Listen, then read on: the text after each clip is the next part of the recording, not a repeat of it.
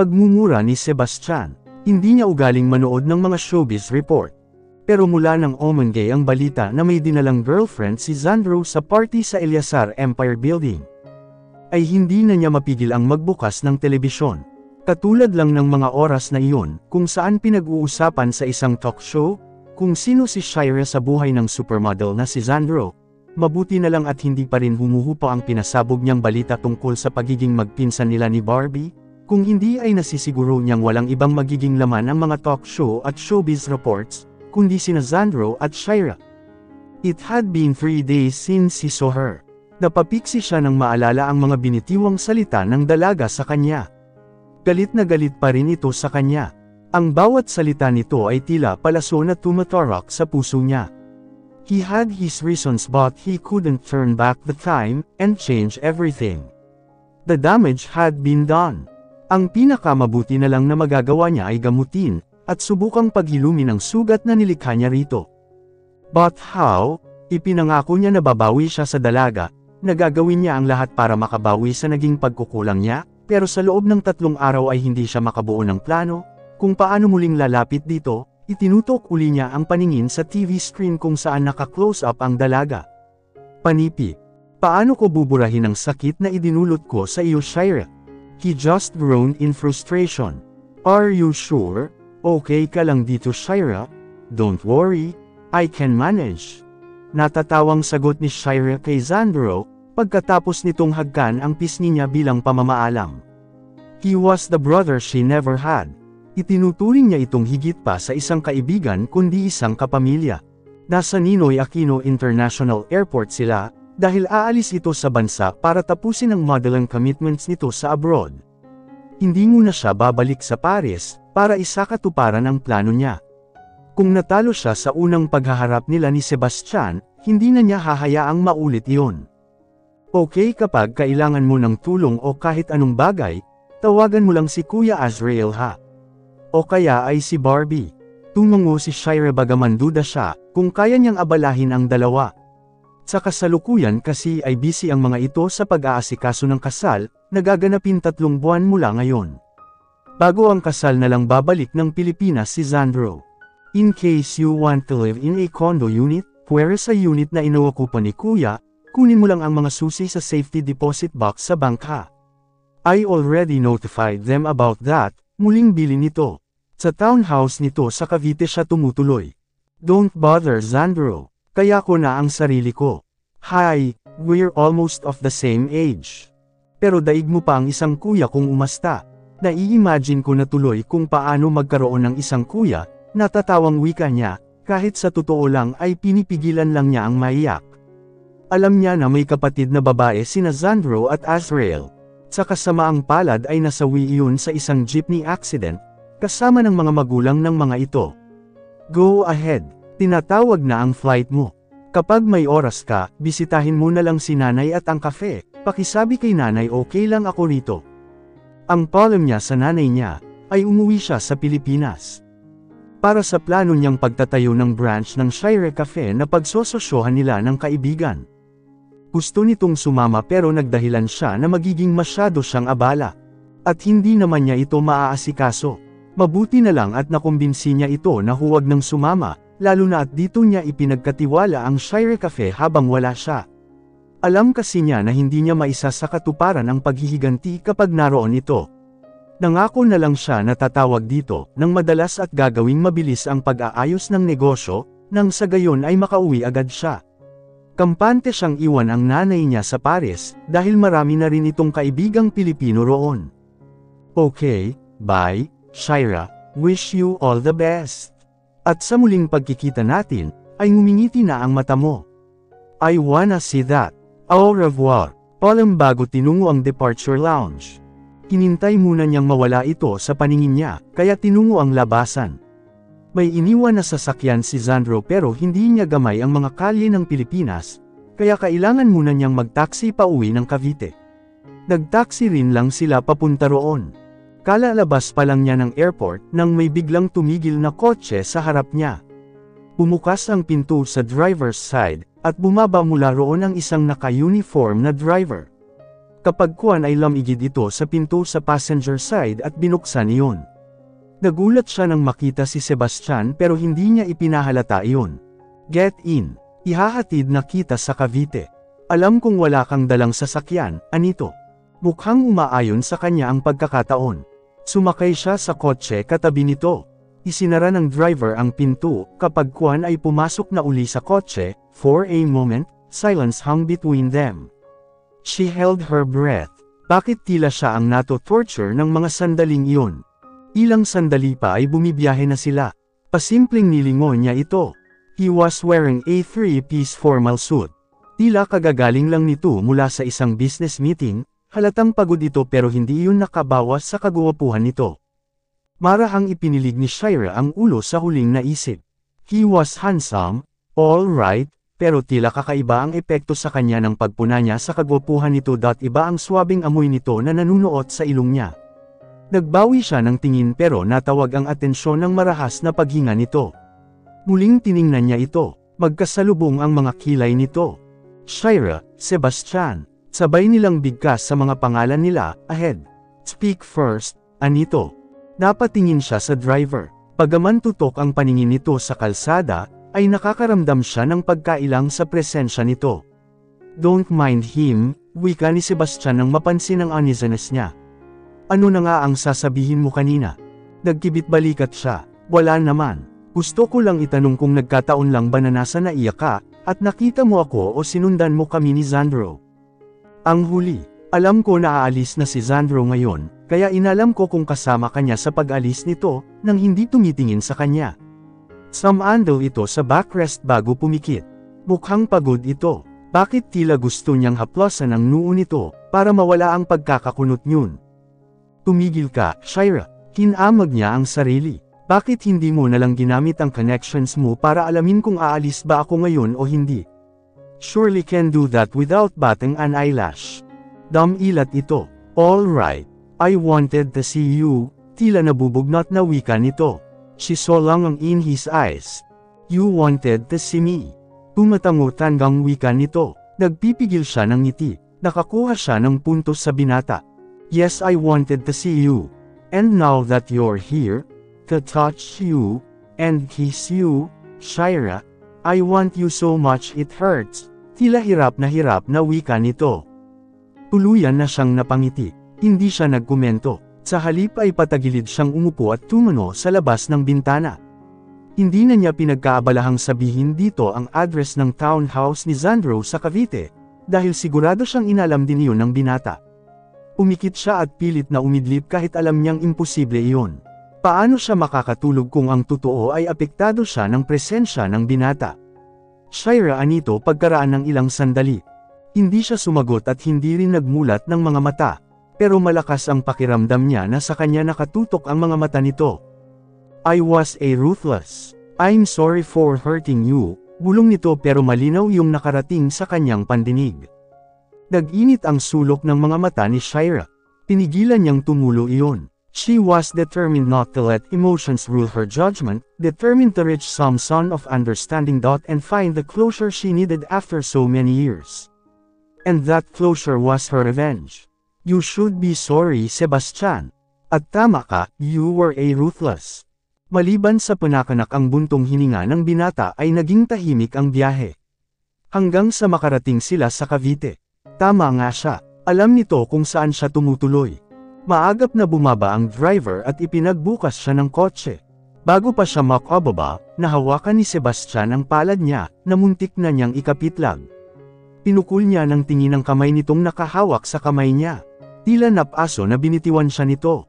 Good day, Sebastian, aniya bago tuloy-tuloy na bumaba ng sasakyan. Hindi lumilingong binuksan niya ang pinto ng bahay, at tuloy-tuloy na pumasok doon, nang hindi ito inaanyayahan. Pero nang makapasok na siya, hindi siya nakatiis. Lumapit siya sa bintana at marahang hinawi ang kurtina. Sinilip niya ang sasakyan ni Sebastian, it was still there. Bamantong hininga siya bago umalis sa likuran ng kurtina. Maya-maya ay narinig na niya ang ugong ng palayong sasakyan. Maagang nagising kinabukasan si Shira. Pero hindi muna siya bumangon, sa halip ay itinutok niya ang paningin sa kisame ng guest room na inuwakupo niya, na parang isa iyong malaking screen ng sinihan, at doon ay napapanood niya ang mga pangyayari sa buhay niya. She sighed. Her heart felt heavy. At kapag ganoong masama ang gising niya, halos buong araw na iniinda niya iyon. Maya-maya ay bumaba na siya ng kama at nagtungo sa banyo. She did her morning rituals and then went out of the room. Eksaktong paglabas niya sa silid ay nakarinig siya ng mga katok sa pinto. Sumilip siya sa peephole ng pinto. She was surprised to saw Sebastian. Masama ang mood niya at mabigat ang katawan niya, lalong sumama ang timpla niya nang makita roon ang binata. Hindi siya tuminag para pagbuksan ito ng pinto, ilang katok pa ang narinig niya bago niya narinig ang tinig nito. Shira, alam ko na naririnig mo ako. Open the door, please. Kapag hindi mo binuksan ang pinto, sisigaw ako rito hanggang sa makatawag ako ng atensyon. Hindi makapaniwalang napabuga siya ng hangin. Di gawin mo. Ikaw naman ang mapapahiya at hindi ako, wika niya. Huwag mo akong subukan, Shira, banta nito. Mariing pumikit muna siya bago binuksan yung pinto. Good morning, ngiting-ngiting bati nito na magpalitaw sa biloy nito. Tila lumukso ang puso niya, pero hindi sapat ang ngiting iyon para mabago ang pangit na gising niya. Napatingin siya sa bitbit nitong pumpon ng mga bulaklak. Inabot nito iyon sa kanya, para sa'yo. Tiningnan lang niya ang bouquet. Walang maganda sa umaga, Sebastian. Not when I am seeing your face, at hindi ko kailangan ang mga bulaklak na iyan, nakaismid na wika niya. Hindi na niya kailangang itago ang disgusto at galit niya sa binata dahil wala na iyong silbi. Sa unang pagkikita pa lang nila ay ipinakita na niya iyon. Bamantong hininga ito bago ibinaba ang kamay, na may hawak sa mga bulaklak. Bakit ka ba narito? Nakataas ang isang kilay na tanong niya. Tinitigan muna siya nito bago nagsalita. I've been thinking about us. I've been thinking about us. Tila nag-echo sa pandinig niya. Umiling si Shira. There's no us, Sebastian Eleazar. Nagpapaunawang tumingin sa kanya ang binata. Shira, kung ano man ang nangyari noon, maaari ba kalimutan na lang natin iyon? Let's start ano? Itanggi mo man, alam ko na iniisip mo pa rin ang nakaraan, us, what we shared. No. Mariing tanggi niya. Napaka-presuming mo. Presuming. Siguro nga. But I want to do this. Sa isang mabilis na kilos ay nahaklat nito ang baywang niya. Lamarawan sa mga mata nito ang isang masidhing emosyon. Baste, huwag na gawa niyang sabihin. Nagtaka siya bigla sa ginawa nito. Because if truth be told, as soon as he wrapped his arms around her waist, she felt as she was home. Tila naroon din ang pagnanais na manatili siya sa bisig nito ng matagal. Hanggang sa mamalaya na lang niya nayakap na siya nito ng mahigpit. Iwan mo ako, pagpoprotesta niya, sinikap niyang kumawala, subalit hindi siya hinayaan ng binata, Shira daing nito na parang nahihirapan. Please, just let me hold you like this. God, it's been so long. Lalo pa siya nitong hinapit palapit sa katawan. Napapikit siya sa pagragasa ng pamilyar na masarap na pakiramdam, na 12 taon din niyang hindi man naramdaman, hindi niya gusto ang mga nangyayari, pero namalayan na lang niya na hindi na siya nagpoprotesta, isa pa hindi nga ba at iyon ang plano niya. Ang kusang lumapit ito sa kanya. Maya-maya ay naramdaman niyang niluwagan na ang pagkakayakap sa kanya. Pero para lang palakunin ang kanyang mga labi, natilihan siya at hindi agad nakakilos. Hindi niya inaasahan ang ginawa nito. He was kissing her as if he'd been waiting all his life for that kiss to happen. Siya ang dapat kumokontrol sa sitwasyon, pero namalayan na lang niya na hawak na ito ni Sebastian. For a moment she was lost. Hanggang madala siya ng ekspertong mga labi ng binata. Katulad noong una, nagawa nitong mapasunod siya. His kisses were so passionate she couldn't help but respond with the same intensity, with the same passion as the pleasure unfolded within her. Oh, Shira, pongol na sabi nito. Ikinulong nito sa magkabilang palad nito ang mukha niya, na tila nais pa nitong palalimin ang halik. Subalit ang tinig na iyon ng binata ang nagpabalik sa kanya sa realidad. Ipinatong niya ang magkabilang palad sa dibdib nito para itulak ito. Pero hindi natuloy ang pagtulak na iyon, nang maramdaman niya ang malakas na tibok ng puso nito. She remembered that heartbeat and had once listened to it race. Hanggang sa tila tumigil ang mundo sa pag-inog ng ang sariling tibok ng puso niya ang kanyang marinig. God, no, hindi maaari pagtanggi niya sa nararamdaman, pero huli na ang lahat dahil noon din mismo ay nagising ang isang natutulog na damdamin sa puso niya.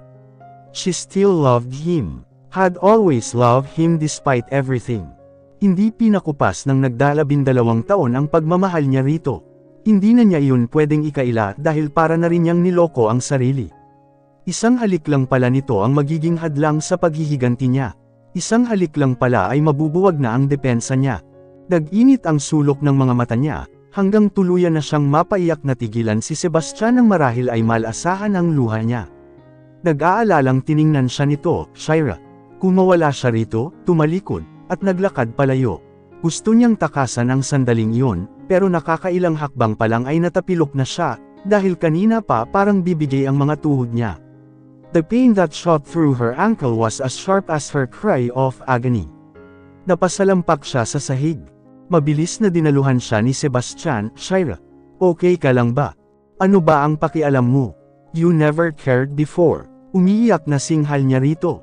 Sinubukan niyang tumayo. Nagawa naman niya nang hindi na itutuon ang natapilok na paa sa sahig. Hindi na niya pinagkaabalahang itago rito ang luhaan niyang mukha. She hated him but now she hated herself more. Natigilan ito pero maya-maya ay tinangkarin nitong lapitan siya.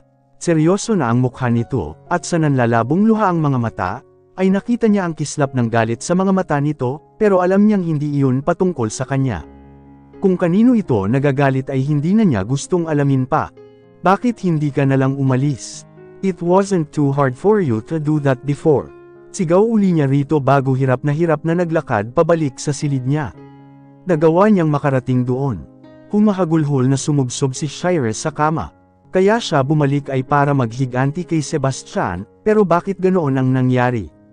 Bakit natagpuan na lang niya ang sarili na muling nagmamahal dito? Ang akala niya ay naibaon na niya sa limot ang pagmamahal na iyon, pero nagkamali siya. Buried but not forgotten. Natulog lang sa loob ng 12 taon at tulad ni Sleeping Beauty, nagising yun sa pamamagitan ng isang halik. Ang lupit naman ng tadhana, para paglaruan ang damdamin niya, Shira. Nagulat siya. Ang akala niya ay umalis na ito. Ang sabi ko, umalis ka na Sebastian. You're hurting. Ano ngayon sa iyo kung nasasaktan ako? I was and still am hurting pero buhay pa naman ako. Muling angle niya.